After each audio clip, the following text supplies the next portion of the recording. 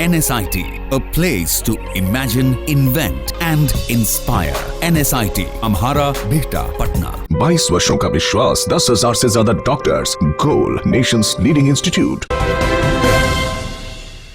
China के कृषि one belt one road project से पूरे नेपाल में चाइना गो बैक का आंदोलन छिड़ गया है।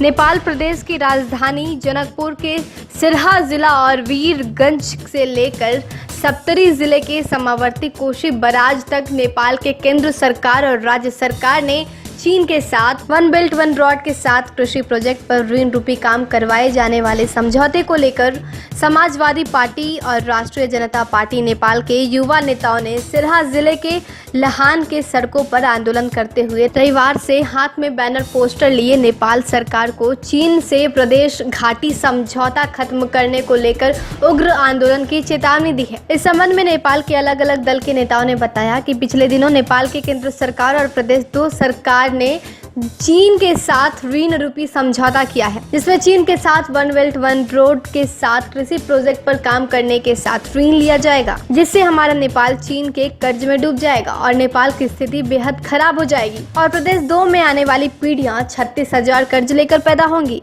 और आने वाली पीढ़ी भी। इससे आप अंदाजा लगा सकते हैं कि नेपाल का प्रदेश दो का भविष्य पूरी तरह से कर्ज में डूब जाएगा। दूसरी तरफ नेपाल और भारत के बीच सीमा समझौता और रोटी बेटी के रिश्ता को भी खराब करने की साजिश रच रहा है, जिसको लेकर हम लोग और प्रदेश दो में रह रहे किसान इस कर्ज को लेकर समझौते और भारत से रिश्ता खराब करना नहीं चाहते हैं, जिसको लेकर हम लोगों ने चाइना गो बैक का आंदोलन छिड़ा है। वहीं नेपाल सरकार का कहना है कि प्रदेश में रह रहे किसानों की मौत निश्चित है, क्योंकि जिस तरीके से वन रोड वन बेल्ट और कृषि विभाग के जरिए कॉरपोरेशन की योजना चलाकर प्रदेश दो के किसानों को कर्ज देकर किसान की 3 पीढ़ी को खराब किया जा रहा है। इन्हीं समस्या को लेकर हम सभी युवा सड़क पर चीन के विरोध में उतरे हैं। अगर नेपाल सरकार हमारी बात नहीं मानी तो हम सभी आगे सरकार के विरुद्ध उग्र आंदोलन करेंगे, जिसको लेकर हम सभी ने नेपाल सरकार को चीन के साथ किए गए समझौते को जल्द खत्म करने की चेतावनी दी है। देख रहे हैं कि नेपाल में जो है चाइना गो का आंदोलन चल रहा है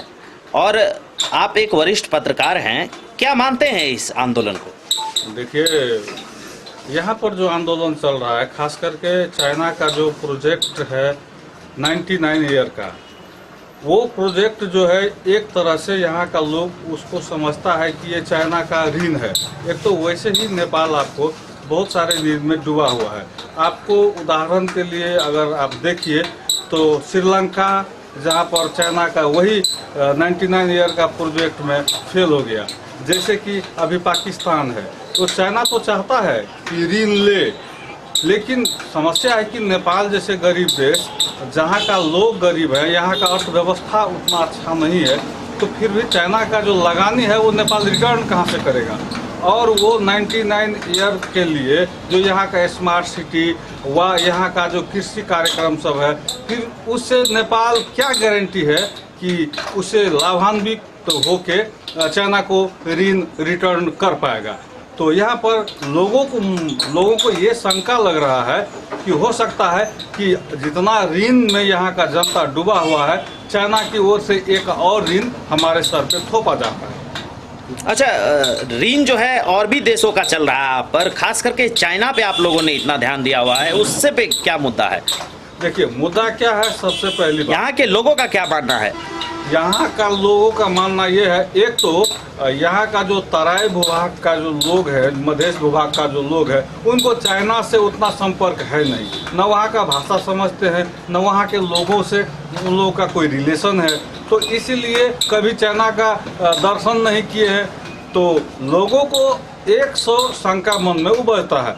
और चाइना का जो नीति रहा है, विदेश नीति, आपको पता ही होगा कि पाकिस्तान हो, श्रीलंका हो, उनका टारगेट होता है जो गरीब राष्ट्र में आधिपत्य कैसे जमाया जाए। उसके लिए वो विभिन्न कार्यक्रम, चाहे वो हाइड्रो पावर के नाम में हो, कृषि के नाम में हो, रोड के नाम में हो, बहुत सारे रोड वन बेल्ट की योजना चाइना लाता है। ऐसे ही आपको अगर देखेंगे तो वो गरीब देश के लिए लुभावना योजना सब तो लाता है, लेकिन कल गारंटी क्या है जो योजना लेके आता है उसका ऋण वो चुकता कर सके। और नेपाल के लोगों को बात आपने जो की है, तो यहाँ का जो लोग है, नेपाल के लोग में भी तराई का जो लोग है वो चाइना से उतना वाकिफ नहीं है। लोगों को मन में शंका हो रहा है। वैसे भी अभी मीडिया में हाल फिलहाल आया है जो एक नेपाली के ऊपर में 33,000 लोन है, ऋण है विदेशी।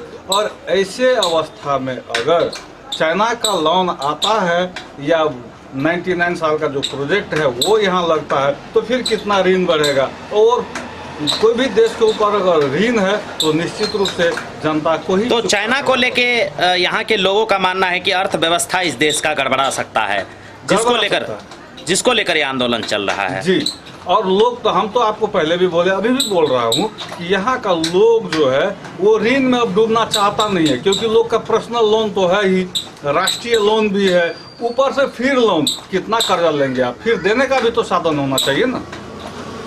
नेपाल से अभिषेक मिश्रा की रिपोर्ट। क्या आप जानते हैं कि घर बैठे आप अपनी स्वास्थ्य समस्याओं का सलूशन पा सकते हैं सॉफ्टकेयर मोबाइल ऐप के द्वारा।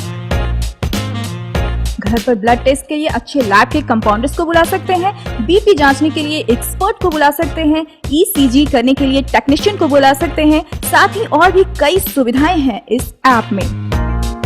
आज ही डाउनलोड करें Softcare mobile app Google Play Store से या website www.softcare.in।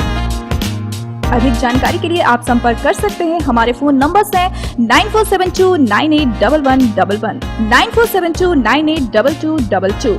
सॉफ्टकेयर app, solution at your finger tips.